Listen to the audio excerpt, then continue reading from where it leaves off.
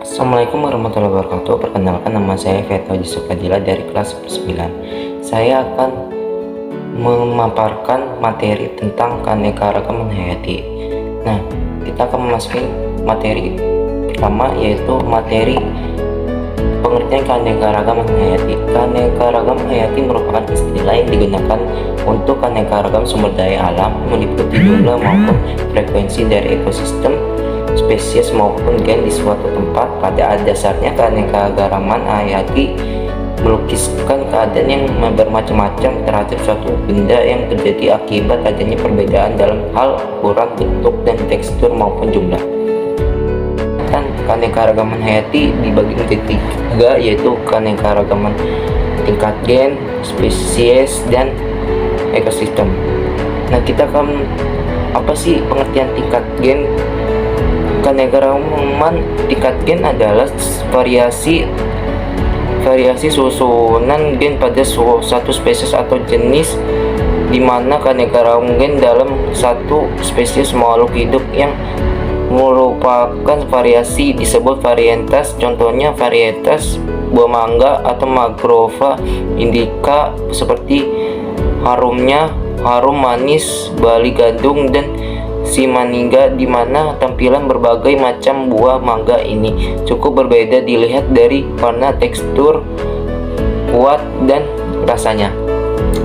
Tingkat spesies adalah keanekaragaman tingkat jenis merupakan variasi yang terdapat pada makhluk hidup atau antar spesies dari satu famili. Contohnya keluarga polong, kacang polongan, Fabaceae, seperti kacang tanah, kacang buncit, kacang hijau, maupun kacang karpit.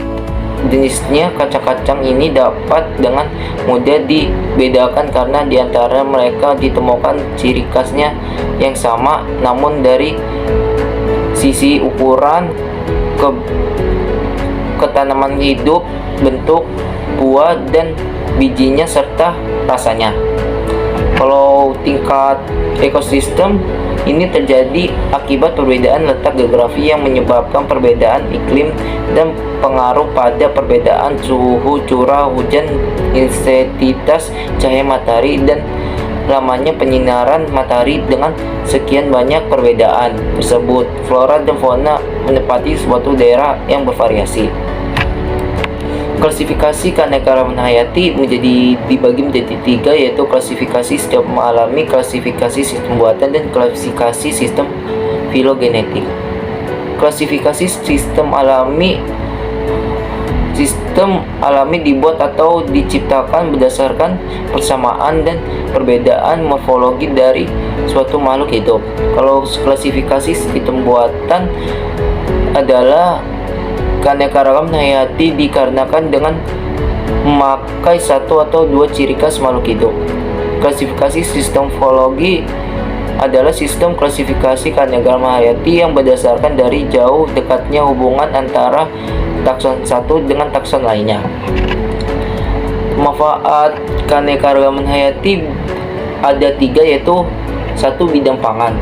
Manfaat keanekaragaman hayati sebagai sumber pangan ialah bahan makanan atau minuman yang biasa kita cicipi setiap hari berasal dari keanekaragaman hayati yang di sekitar kita, dapat dikonsumsi. Contohnya beras sebagai makanan pokok. Sekitar 400 jenis tumbuhan menghasilkan buah atau 370 menghasilkan sayur, dan untuk hewan seperti ayam, sapi, domba, kambing, dan lain-lain. Yang kedua, manfaat keanekaragaman hayati di bidang pengetahuan. Kekayaan aneka flora dan fauna sudah sejak lama dimanfaatkan untuk mengembangkan pengetahuan. Hingga saat ini masih banyak hewan dan tumbuhan yang belum dipelajari dan belum diketahui manfaatnya, dan demikian keadaan ini masih dimanfaati sebagai sarana pengembangan pengetahuan dan penelitian bagi berbagai pengetahuan. Nah, manfaat keanekaragaman hayati di bidang farmasi, yaitu tumbuhan yang dijadikan obat tumbuh sebagai 1940 jenis spesies di Indonesia, dan 250 diantara menjadi obat herbal. Aneka tumbuhan yang biasa dipakai untuk obat, yaitu obat pohon kina dengan fungsi sebagai obat penyakit malaria karena kandungan alkaloidnya. Selain itu ada pula buah mengkudu yang memiliki peran penurun tekanan darah yang tinggi. Nah, keanekaragaman hayati flora di Indonesia adalah keanekaragaman biasanya dibilang sangat banyak, tetapi ada salah satu flora asli yang namanya sudah terkenal hingga di luar negeri, yaitu Rafflesia arnoldii, atau lebih dikenal oleh banyak orang dengan sebutan bunga bangkai. Tumbuhan itu biasanya ditemukan di hutan Sumatera. Bukan hanya banyak, tetapi flora Indonesia tidak merata. Misalnya saja jumlah hutan di Pulau Kalimantan, Papua, dan Sumatera berbeda dengan hutan di Pulau Jawa, Kepulauan Sunda, dan Maluku dan Sulawesi. Keanekaragaman hayati fauna di Indonesia ada fauna Australian berada di daerah Papua dan pulau-pulau di sekitarnya. Salah hewan yang termasuk fauna Australian adalah burung cendrawasih, sedangkan fauna oriental dapat ditemukan pada wilayah Jawa, Bali, Sumatera, dan Kalimantan. Pada fauna oriental kita bisa menemukan hewan dan fauna yang memiliki ukuran tubuh cukup besar seperti badak Sumatera, gajah, banteng, sebagainya. Tidak hanya berbadan besar, ada juga hewan burung seperti elang Jawa, jalak Bali, dan sebagainya. Nah, kita ada upaya pelestarian hayati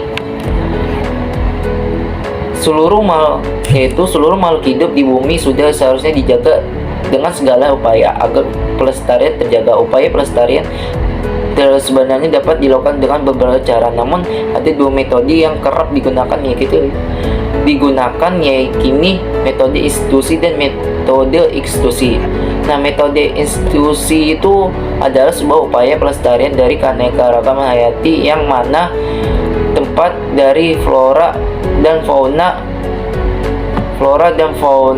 itu berada di metode ini memberikan pelindungan pada kawasan yang dianggap memiliki ekosistem unik atau flora dan fauna yang terancam punah. Biasanya dilakukan dengan pembuatan suka marga satwa, cagar alam, hutan suka alam, dan taman nasional. Nah, kita jelaskan ada 3, yaitu suka marga satwa yang merupakan upaya perlindungan terhadap ekosistem yang dinilainya mempunyai keunikan. Cagar alam merupakan keadaan alam yang memiliki sifat ciri khas berasal dari flora maupun fauna di dalamnya. Kalau taman nasional merupakan sebidang tanah yang memperoleh perlindungan mutlak dari pemerintah. Metode eksklusi adalah metode pelestarian dari keanekaragaman hayati yang dilakukan pengguna cara pengambilan fauna serta flora dari wilayah asli. Tujuannya konservasi, pelindungan, dan mengembangkan. Metode ini pun dilakukan ketika ekosistem dari tempat flora dan fauna tersebut sudah hancur total maupun rusak sehingga membutuhkan waktu agar dapat ditinggal kembali. Sekian dari saya. Assalamualaikum warahmatullahi wabarakatuh.